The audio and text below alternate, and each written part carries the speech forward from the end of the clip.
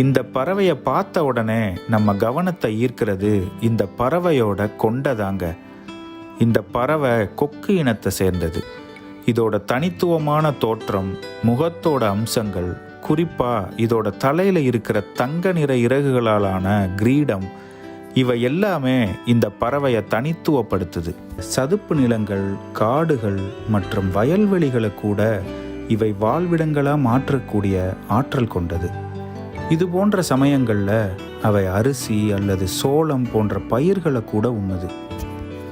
இந்த பறவைகள் தங்கள் நேரத்தை பெரும்பாலும் உணவு தேடவும் துணையை ஈர்க்க நடனமாடவுமே செலவிடுது.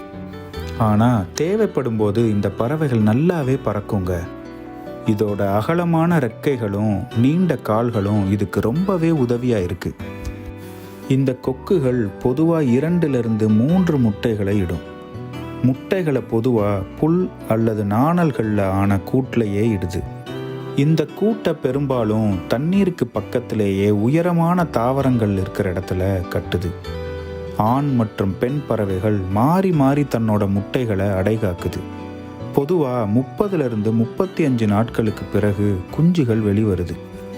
மாஹேம் பறவைகள் தன்னோட குஞ்சுகளை 3 to 4 மாதத்துக்கு ரொம்பவே கண்ணும் கருத்துமாக பார்த்துக்குதுங்க.